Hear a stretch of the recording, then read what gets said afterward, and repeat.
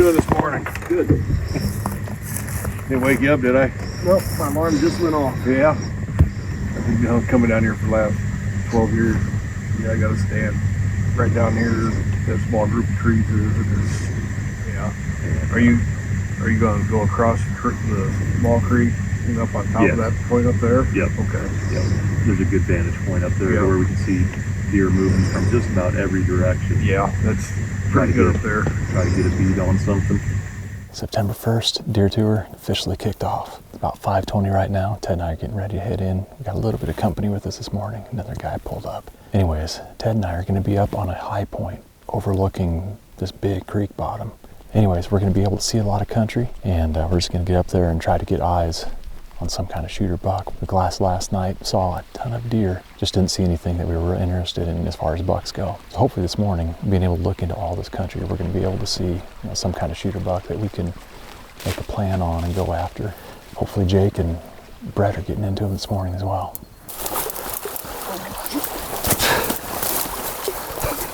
The bank is, yeah.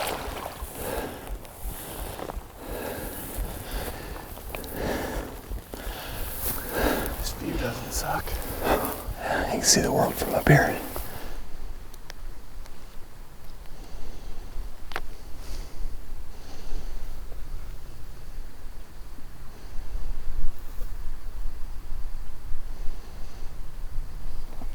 That spot where that little buck crossed down here is where I saw several other deer cross the other day too. It seems like they like it, and you can tell it's shallow right there. Just rock riffles. Deer running from something. What's that? Those deer in that field are running from something. Maybe they're just chasing each other around and they stopped. Bunch of small bucks. Sparring each other? Uh-huh.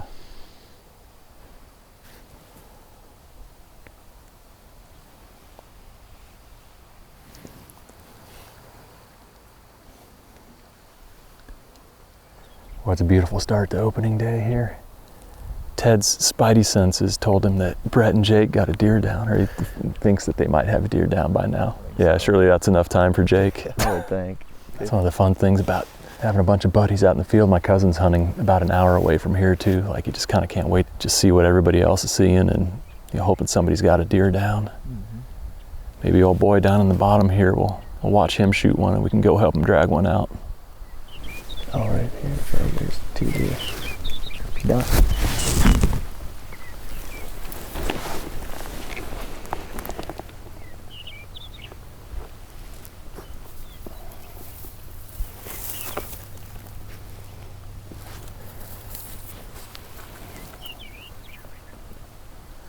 That's cool. Yeah. It's kind of been the story so far. Bunch of deer, but young deer. I don't know if they're about to cross or what. Yeah. You can see ripples in the water.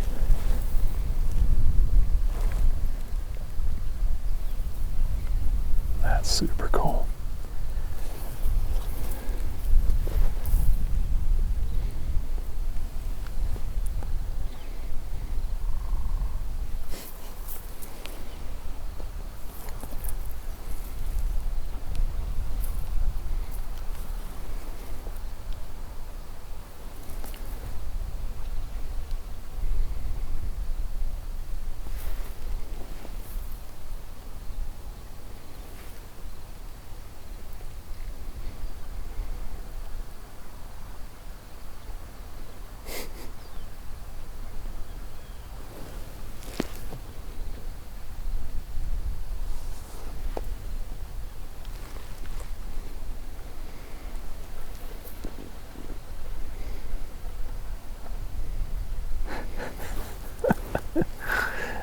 That's awesome.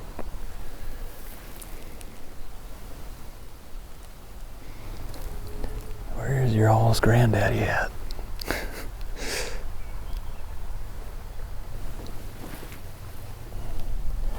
These little guys are coming to join the party too.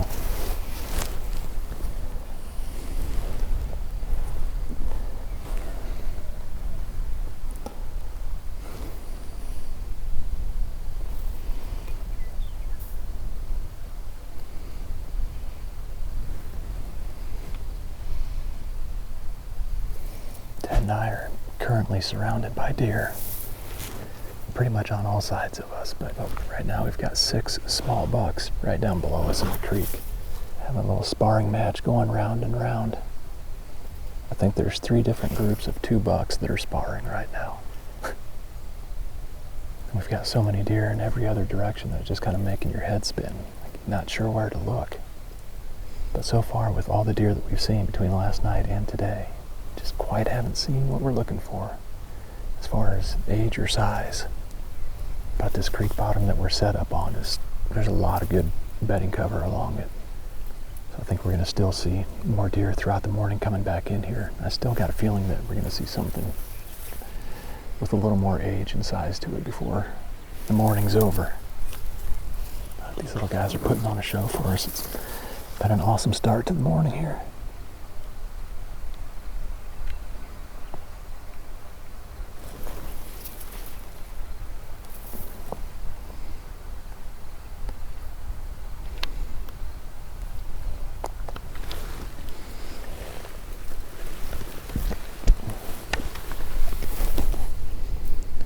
That's a little bit better one. Yeah, I thought so.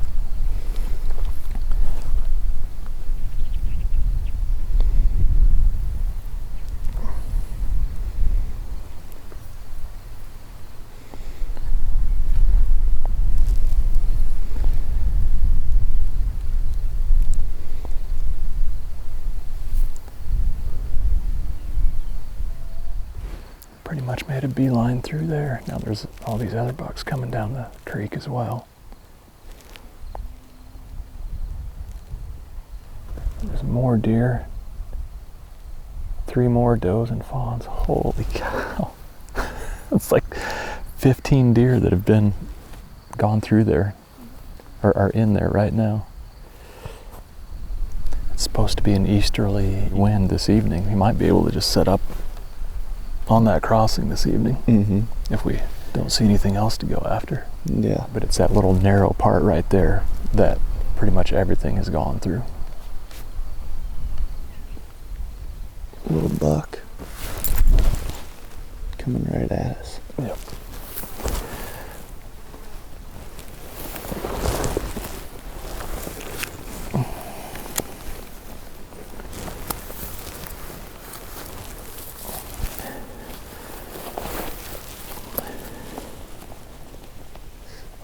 He came from about straight downwind. Yeah. Seems like we're just bulletproof up there.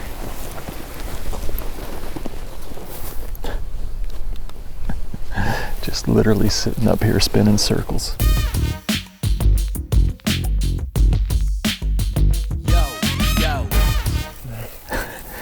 Watching deer down below us, then Ted said there's a buck right back here. We got to look at him and tell he was a lot like the other deer that we've been seeing, just a little young and a little bit smaller than what we're looking for. But good grief, there is a pile of deer back on this creek bottom. But there has been, golly, I don't know, 15, maybe more than that, maybe upwards of 20 that have either crossed or paralleled the creek down there. So that seems to be the focal point so far where most of the deer have traveled through. I mean, if anything else, we can just try to punch that doe tag on this crossing down here. Be a fun way to do it.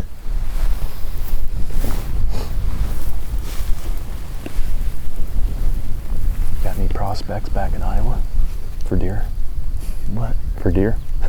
What'd you say? I said, do you have any prospects back in Iowa? And then I clarified, Oh, for deer. for deer. No. I mean, any prospects at all, I guess. You know, whatever you want to share. Not for deer. What does that thing got going on? You got something wrapped around his head? Yeah. That back one has like a bunch of twine, or it's all tangled up in his antlers. I bet that's a little annoying. Yeah, I'd imagine. Got a good looking hairdo now though. He's got that Zach flow. Yeah.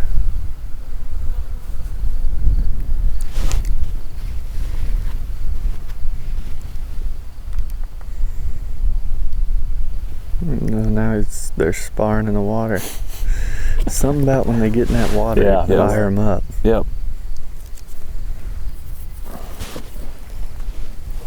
That one with the hairdo has looked back a couple times like he's almost expecting more deer to be behind him.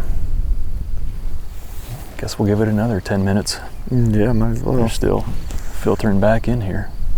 The rule of thumb growing up was never leave before 9 o'clock. Yeah, it's not a bad rule to follow.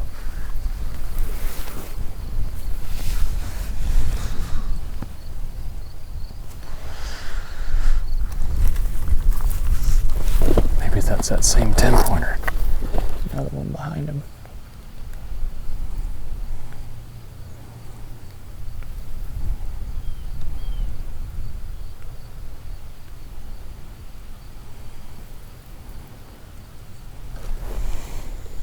That's why you sit till 9 o'clock. Yeah. It was like 9:01 when he said that. Yeah. Ted and I were just getting ready to wrap things up here. Literally as I turn around to make one last look. There's a nice 10-pointer below us. Full velvet. Assuming he's gonna come back in here in bed.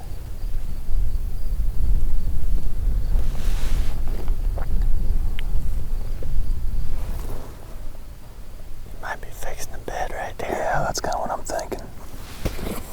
It is a thick little patch right there. There he's in. Yeah.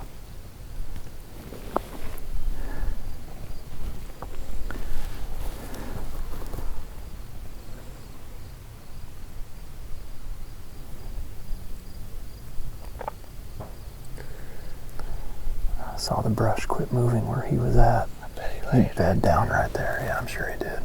Do you see that? The other one? Yeah. It's got some long brow tines. Yeah. That one I saw the other night down at that crossing had long brow tines. It could very well be the same one. It's amazing. They just get in there and disappear in that stuff.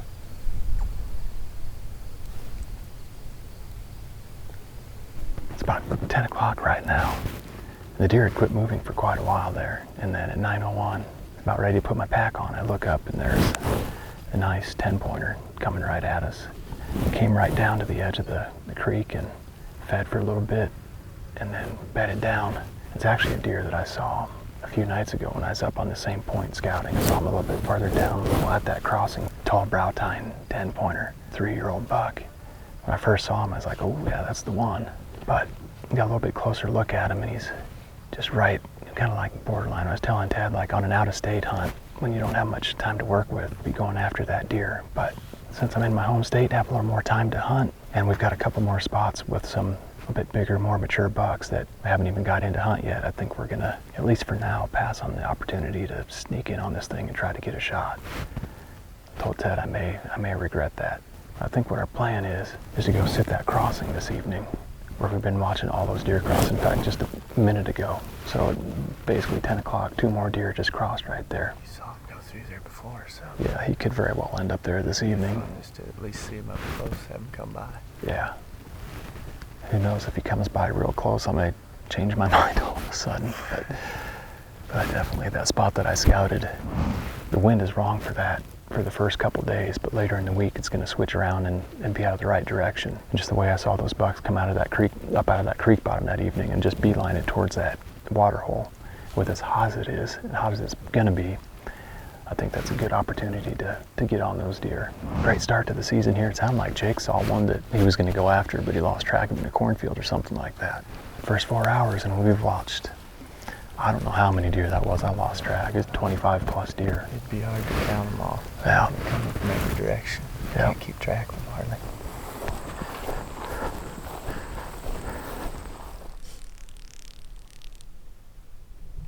So for a frame of reference, that's 3 miles to the top of those hills. Is it? Yeah, it's So you're looking for a tiny little dot. hard to see much with the The heat. heat waves. Yeah. You got your lawn chair, you got your spotter and a bubbler. Not bad for September 1st. Well, to pass time during the middle of the day, Ted glassed through the heat waves hoping to spot a distant mule deer. And I pulled out my camera gear to film some wildlife, including one of my favorite prairie inhabitants, the burrowing owl. And this particular one, well, it seemed to love the camera.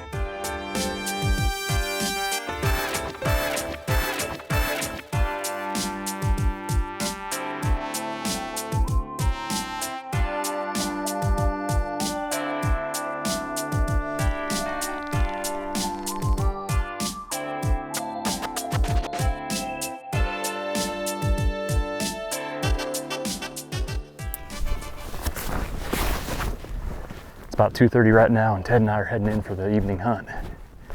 Got about 1.25 miles walk back in. We're gonna go to that spot where we sat and watched this morning. There's a creek crossing where almost all those deer went through. There isn't really any huge, big antlered mature bucks that we've seen yet, but could be surprised. The spot we're going to tonight is obviously a spot that a lot of deer are traveling through. So depending on what happens tonight, we may hunt tomorrow morning, but it's gonna be 100 on Monday, 103 on Tuesday, so we may just spend some time inside doing some editing. And then once the weather gets better, I'm gonna go to that other creek bottom spot where I've seen a couple of big bucks in there that I'm pretty excited about. But the wind just hasn't been right down at that spot yet, so hopefully Jake and Brett are on something as well. Nope.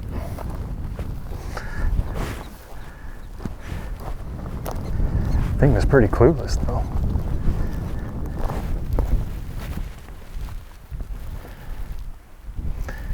We just made it up on top of the hill here. You can see down into the creek bottom that we were watching this morning. We can see down to the area where that buck was bedded down below us, and we can see back into where a lot of those deer went once they crossed the creek. So we're gonna back up a little bit, swing wide, and then get behind that hill right there. Walk behind it, get down in the bottom, and then go at where we're gonna set up, which is right about there. Once we drop down in, then we'll have these cottonwoods on this side to block the view of anything deeper in. At least that's the hope.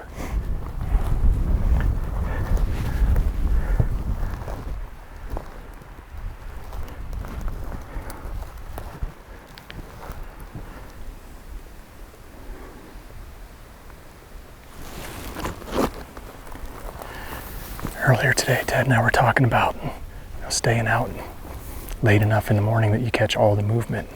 9 to 10 o'clock, we saw a bunch more deer, including the biggest buck of the morning. So, and on the flip side, going out in the evening, making sure that you go out plenty early, because as we're kind of making a big loop to get down in where we're going, and along the way, there's a bunch of cover where there could very well be deer in, and it's worth spending some time glassing as you're going, and just walking along slowly and just paying attention to what's going on in case one's in there, jumps up. But anyways, here's a case where we were coming down the hill, making our final descent in here.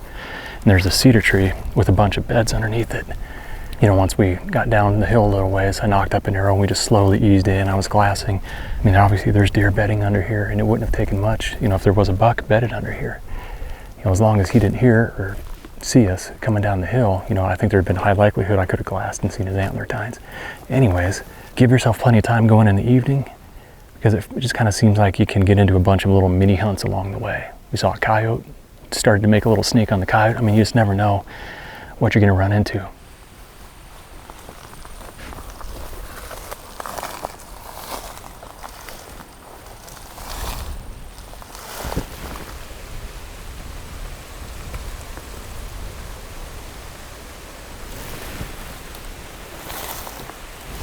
It's that 2-year-old 8-pointer.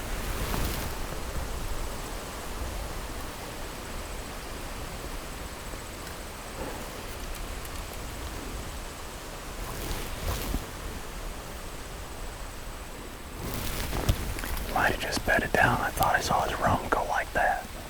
Right back in him, Ted. We're right back in. Yeah.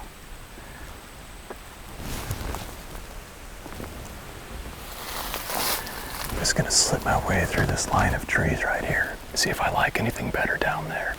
Otherwise, I think this would work.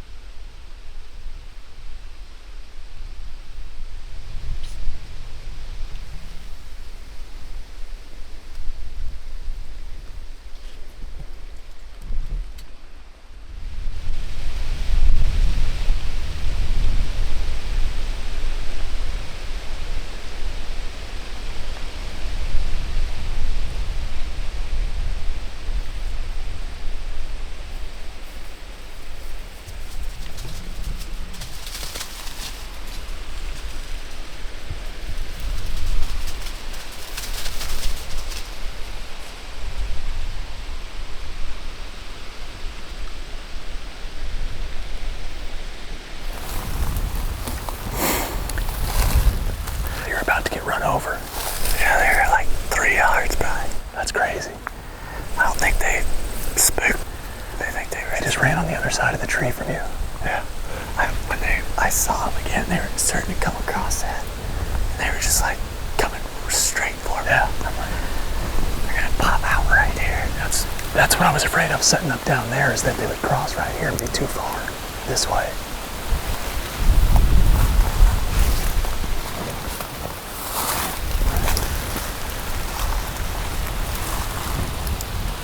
Ted and I just got set up here. We're going with the ground setup tonight. Ted's behind me. Got up in that tree, hoping that we'd have better visibility, but actually it reduced visibility. So instead of setting up in the tree, we just got down, got this deadfall here, kind of this bent over. Actually, it's not dead, still living, but this bent over cottonwood here makes some good cover. I can stand up behind it, watch down through the creek bottom, and then if anything's coming across or if anything is paralleling on this side, I just kind of get down, get ready. Ted's gonna be right over my shoulder. Also, this gives us a little bit more flexibility. If we see something that's not coming our direction, we can, potentially make a little bit of a move. The nice thing is it's breezy. This evening it's really breezy. Those bucks came through, had no idea we were here. That biggest buck that we saw this morning, that 10-pointer with the tall brow tines. We watched bed down probably 250 yards away from here. We got bedding cover all along this creek bottom down here and in these cottonwoods. And then you got a green field and a cornfield. So a lot of travel up and down this linear habitat to the food sources, and then back through here, going to bed in the morning.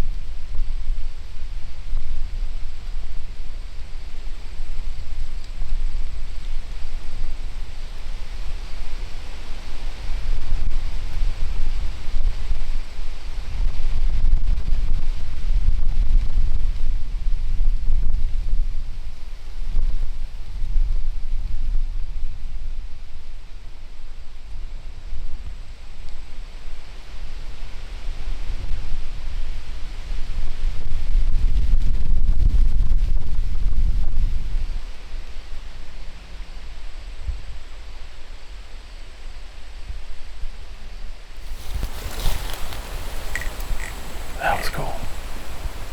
He started shedding his velvet throughout the day. Yeah. Yeah, that's cool. He was at 52. If he'd have just walked in slam dunk distance, it'd been really tempting.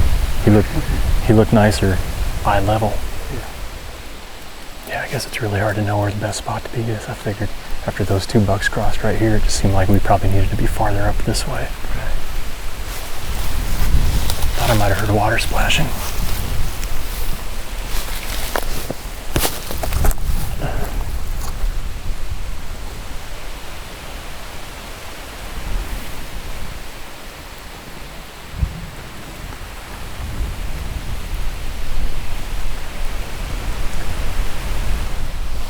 Got about 30 minutes left here.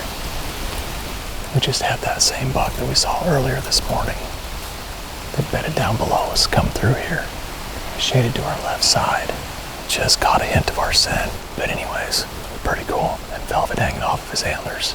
And once we're eye level with him, he actually looked a little bit bigger. That was a cool encounter. Awesome start to the season here.